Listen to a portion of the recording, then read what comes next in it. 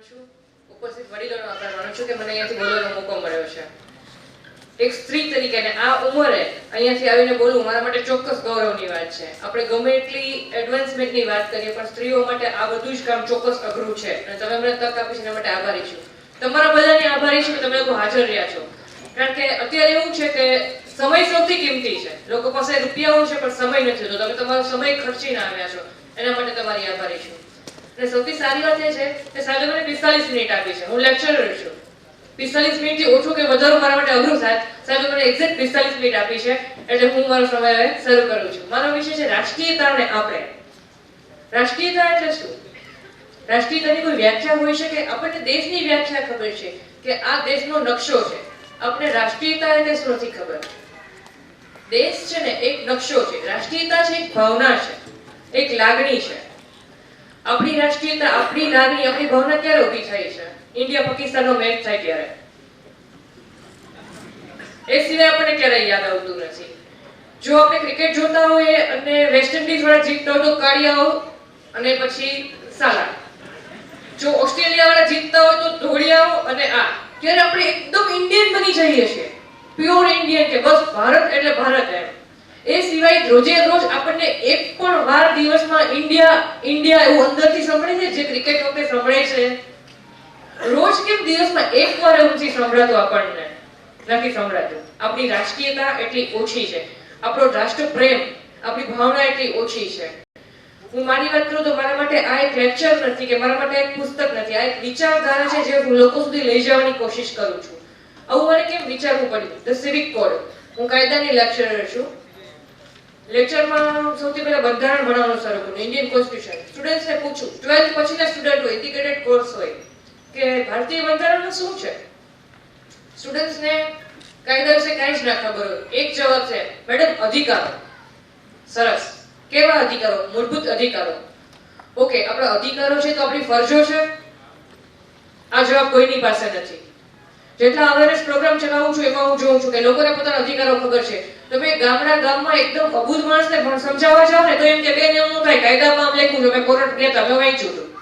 પણ તમે એમ કહો કે ભાઈ તમારી દેશમાં ફરજ, એવું કાંઈ ન હોય.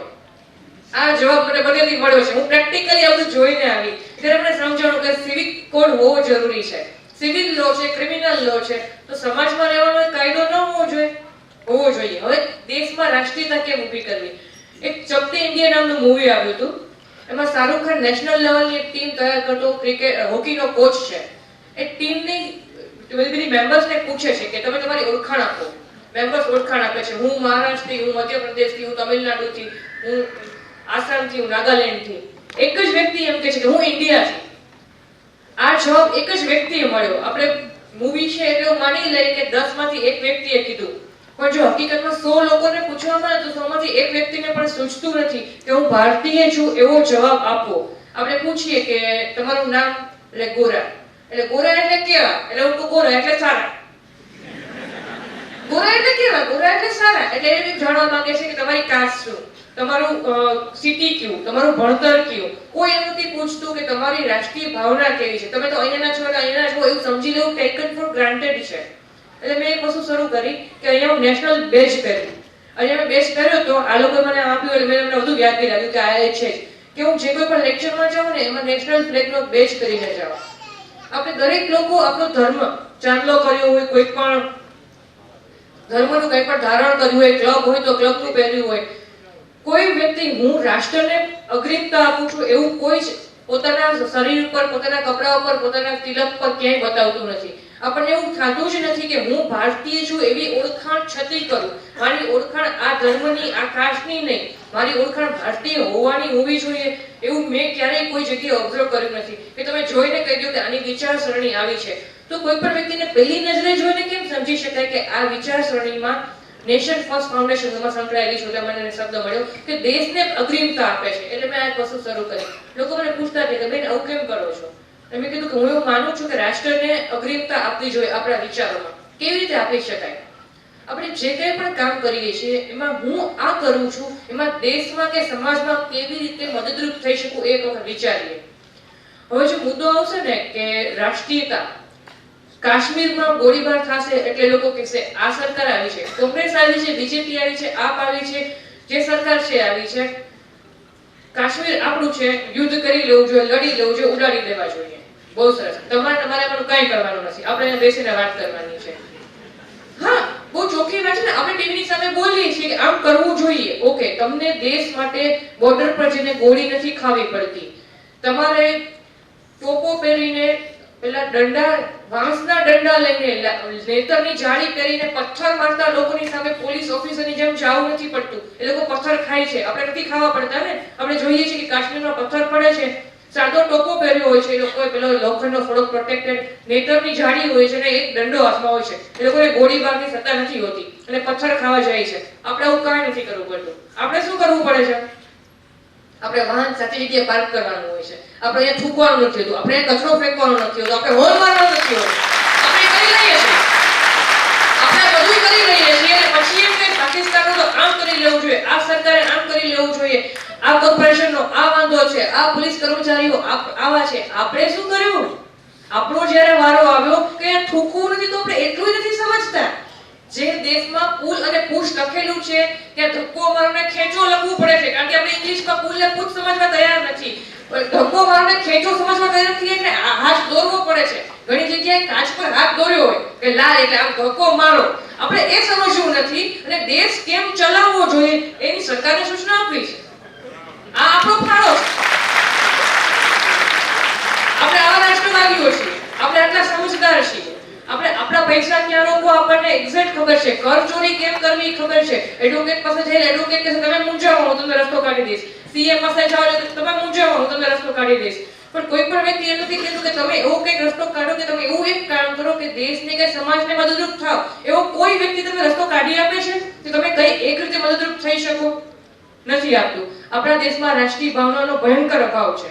મારે દેશ માટે શું કરવું જોઈએ એવું કોઈ વ્યક્તિ વિચારતું જ નથી. અને આપણે કોઈ હકીકતમાં આગળ કીધું બોર્ડર પર જ જવાનું. આપણે રોજે રોજ સાચી રીતે જીવવાનું છે. જે કામ કરીએ છીએ, માની લો કે હું એક જોબ કરું છું, યુનિવર્સિટીમાં કે ડિસિઝન આવ્યું, કોલેજમાં કે ડિસિઝન આવ્યું, તો મારે પહેલા વિચારવાનું છે કે આ ડિસિઝન સ્ટુડન્ટ્સના ફાયદામાં છે. પહેલી વાત હા કે ના? હા, તો પછી સ્ટુડન્ટ આ શીખશે તો ભાઈ સમાજમાં જઈને દેશમાં જઈને કેમ વર્તશે? આ શીખીને સ્ટુડન્ટ્સ માથાભારે થશે, નેગેટિવ શીખશે તો મારે આ વસ્તુ નથી જોતી, કારણ કે સરવાળે આ વસ્તુ મારા દેશને નુકસાનકારક છે. આપણે જે કામ કરીએ છીએ એમાં વિચારીએ એક સેકન્ડ કે હું જે આ કામ કરું છું એ સમાજને કે દેશને ફાયદારૂપ છે કે નુકસાનરૂપ છે. એવું દિવસમાં આપણે કેટલી વાર વિચારીએ છીએ? નથી વિચારતા. બહુ મામૂલી વાત કે હોર્ન ન વગાડવું, જેની માટે મારે મૂવમેન્ટ ગુજરાતમાં શરૂ કરવું પડે. લોકો એમ કહે કે ભાઈ હોર્ન વગાડવામાં શું, હોર્ન આપ્યા છે તો સમજીને જ આપ્યા હશે ને. હોર્ન ન વગાડી આગળવાળો તો હા, લોકો તો વિદ્વાન હોય ને, બહાના આપે આપણને. આગળવાળો ખસતો નથી, ટ્રાફિક જામ છે. સાચી વાત છે. શું છે? તમારો અધિકાર છે રસ્તા પર ચાલવાનો, એનો અધિકાર નથી. એ રસ્તા પર નક્કી કરીને નીકળો તો કે મારે આ ભાઈની આગળ ઊભું રહીને હેરાન કરવો છે. એ તમને હેરાન કરવા નથી આવ્યો, એ જતો રહેશે. તમે હોર્ન મારીને જે ડિસ્ટર્બ કરો છો ને એનો શાંતિથી તેથી પસાર થવાનો અધિકાર ભંગ કરો છો. આ દેશમાં દરેકને પોતાનો અધિકાર ખબર છે કે મારો અધિકાર આ છે, મારી ફરજ શું છે? મારી કોઈ ફરજ નથી, એને હટી જવાનું છે. એટલે આ મુદ્દો હોર્નનો નથી. મને ગણે કે હોર્ન કયા દેશમાં ગંભીર સમસ્યા નથી, માનું જ છું નથી. જે દેશમાં રોટી કપડા મકાનની સમસ્યા હોય ત્યાં હોર્નની સમસ્યા ગંભીર ના હોય, આઈ અન્ડરસ્ટેન્ડ. પણ મુદ્દો એ છે કે સિવિક સેન્સનો અભાવ છે, રીતભાતનો અભાવ છે, બીજા વ્યક્તિત્વના સ્વીકારનો અભાવ છે કે મારી સિવાય પણ કોઈ આગળ હોઈ શકે. હું 10 લાખની ગાડીમાં જતી હોઉં, આગળ 2000 નો સાયકલ વાળો હોય તો મને હોર્ન મારીને ખસી જાય એવું અપમાન ન કરી શકું, કારણ કે એ પણ ભારતનો નાગરિક છે જેવી હું ભારતની નાગરિક છું. બહુ સ્વાભાવિક છે ને. આ રોડ બન્યો છે ને એમાં તમારા ટેક્સનો 1 રૂપિયો છે, મારા ટેક્સનો 1 રૂપિયો છે, આના ટેક્સનો 1 રૂપિયો છે. આ રોડ મારો 10 લાખની ગાડી ખરીદી નથી થઈ જતો, એનો ઇક્વલી એટલું જ છે. પણ લોકો એક વખત બ્લેક સ્કોર્પિયો ખરીદે, મોટા હોર્ન વગાડે ને એવું સમજે કે ઓકે હવે આ બધો જ રોડ મારો છે. અને આ એક છે ને પ્રતીક છે આપણી દાદાગીરીનું કે હવે આમ થઈ શકે. કોઈ પણ જગ્યાએ રસ્તો નીકળી રહેશે, તોડ નીકળી રહેશે, આપણે પહોંચી વળશું, એ ગર્વથી કહેવામાં આવે છે. આ એક હોર્નની વાત નથી. ટ્રાફિક રૂલ્સમાં લખ્યું હોય કે વનવે છે તો વનવેમાં ચાલ્યા જાય, આપણને કોઈ ન પકડે. એટલે એ વસ્તુ ગર્વથી કે પાછા આ શરમાવા જેવી વાત છે કે આપણે કેવું થઈ ગયું, આપણે વાંચ્યું નહીં, આપણે ભૂલથી વનવેમાં ચાલ્યા ગયા તો આપણે થોડુંક શરમાવું જોઈએ. કરે મારા જરાક આજે ધ્યાન ન રહ્યું છે. થાય એવું આપણને આખા સિટીનું બધું ના ખબર હોય, બધા શહેરનું ના ખબર હોય. ઘણી વાર અજાણ્યા સિટીમાં જઈએ તો વનવેમાં જતા રહીએ તો આપણે એવું ન કહી શકીએ કે સોરી પણ એની બદલે એ તો કાંઈ નહીં, અહીંયા તો બધું આમ જ હોય, અમારે તો એટલે આ જે ટોન છે ને એ આપણે સુધારવાનો છે કે આપણે નાનકડો ફેરફાર કરશું ને તો ધીમે ધીમે આ દેશ સિવિલાઇઝ થશે. એક વસ્તુ વિચારીએ કે આપણને આ દેશ કઈ પરિસ્થિતિમાં મળ્યો છે. હજુ આઝાદીને 70 વર્ષ થયા છે, 200-500 વર્ષ જૂની વાત નથી. આપણી એક પેઢી પહેલા લોકોએ ગુલામી જોઈ છે, તકલીફ મુશ્કેલીઓ જોઈ છે, દંડા ખાધા છે ને આઝાદી મળી છે. ગોળીઓ ખાધી છે તો હિસાબ જ નથી, પણ દંડા તો ખાધા જ છે. આપણા બાપ દાદાઓમાંથી જરાય કામ કર્યું છે અને આઝાદી મળી છે. હવે આપણે શું કરીએ છીએ? એ લોકોએ આપણને થોડી સારી પરિસ્થિતિમાં દેશ આપ્યો, આપણે આવનારી પેઢીને કેવી પરિસ્થિતિમાં દેશ લઈને જવો છે? હોન મારતો, થૂકતો, રડાડી કરતો, કાયદો તોડતો ને ગર્વ લેતો, કે એક સિવિલાઇઝ રીતભાત વાળો, સંસ્કાર વાળો? તો આપણે સુધરવું રહ્યું. મારે શું, મારા એકનાથી શું થાય? 2-4 લોકોથી કાંઈ ન થાય, આપણા કરવાથી ફેર નથી પડતો. who cares? આ એટીટ્યુડ સૌથી વધુ નડે છે. મારા એકનાથી ન થાય એની ઇમ્પ્રુવમેન્ટ એટલે કે સુધારો. ઇમ્પ્રુવમેન્ટ એક સ્પેલિંગ છે, IMPROVEMENT. Improvement begins with I.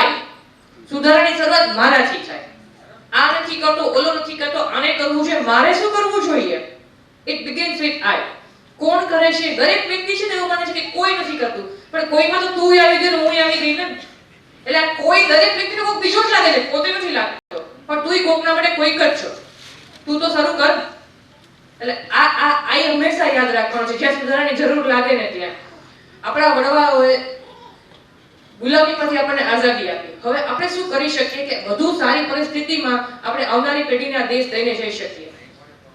આપણને USA, UK, કોઈ પણ દેશ, સિંગાપોર, મલેશિયા પણ જઈએ ને તો બહુ સારું લાગે છે. બહુ સ્વાભાવિક છે કે આપણને ત્યાં રૂપિયો પૈસો આકર્ષે, ચોખ્ખાઈ આકર્ષે છે, એડવાન્સમેન્ટ આકર્ષે છે, ટેકનોલોજી આકર્ષે છે. આજની વાત કરું તો દુનિયાના સૌથી વધુ યુવાનો આજે ભારતમાં છે, કોઈ પણ દેશમાં હોય એની કરતા વધુ. એગ્રી? બરાબર છે? આ તો ઓફિશિયલ આંકડો છે. તો જો સૌથી વધુ યુવાનો આપણી પાસે છે તો સૌથી વધુ પાવરફુલ દેશ આપણો ન હોવો જોઈએ? પણ નથી. સુપર પાવર તો અમેરિકા છે. ડોલર કામ કરે છે, કરન્સી કામ કરે છે. કારણ કે આપણા યુવાનો એના સમયનો 100% ઉપયોગ નથી કરતા. જે વ્યક્તિ 10 ફૂટ દોડી નથી શકતો એ પાનના ગલે ઊભો કે છે સચિને આમ દોડવું જોઈએ. પણ ભાઈ તું પાન મૂકી ના, વ્યસન મૂકી દે.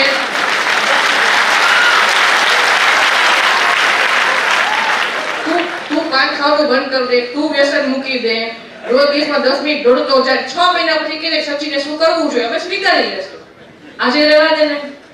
આપણા દેશમાં બધા વિદ્વાન, કોને શું કરવું જોઈએ, મારે શું કરવું જોઈએ, એ કોઈ વ્યાખ્યા ક્યાંથી આવતી નથી. એટલે આપણો યુવાન છે ને, આપણો યુવાન જ્યારે 100% કાર્યક્ષમતાથી કામ કરશે ને ત્યારે આપણો દેશ સુપર પાવર થશે ને. મેં એવું સાંભળ્યું છે, સાચું ખોટું કેટલા પર્સન્ટેજ મને એક્ઝામ્પલ વાઇઝ નથી ખબર, પણ મેં વિદ્વાનો પાસે સાંભળ્યું છે, મારાથી આગળના લોકો પાસે, કે જાપાનમાં જ્યારે કોઈ પણ વસ્તુની સ્ટ્રાઇક થાય ને તો એ લોકો કામકાજ બંધ ન કરી દે, કામકાજ ચાલુ રાખે, પણ આડું અવળું રેન્ડમ કામ કરે. માની લો કે શૂઝની કંપની છે તો એ લોકો 5, 6, 8 દિવસ ડાબા પગનું શૂઝ બનાવે.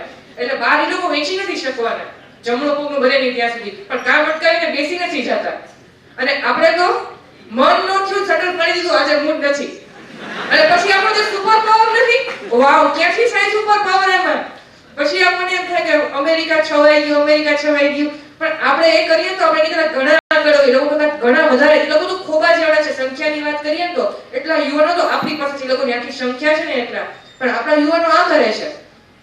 એક મારો ટેલર છે, કોઈ યંગ છોકરો છે, 22-25 વર્ષનો, સરસ વર્ક કરે છે, એમ્બ્રોઇડરી વર્ક. એની પાસે જાવ ને એટલે પાનના ગલ્લે હોય, સોડાવાળા ને ત્યાં હોય, સામે ગયો હોય, દુકાન ખુલી હોય, એમ કહો કે ભાઈ હું હમણાં આંટો મારવા ગયો હતો, 10 માંથી 8 વાર આંટો મારવા ગયો, 4 ધક્કા ખવડાવે, પછી એમ કે તમારે કાયમ ઉતાવળ હોય કામની. ભાઈ તું કામ કરતો જ નથી, 10 માંથી 1 વાર 2 વાર હાજર ન હો તો સમજી શકાય, પણ તું 8 વાર હાજર નથી તારા કામમાં.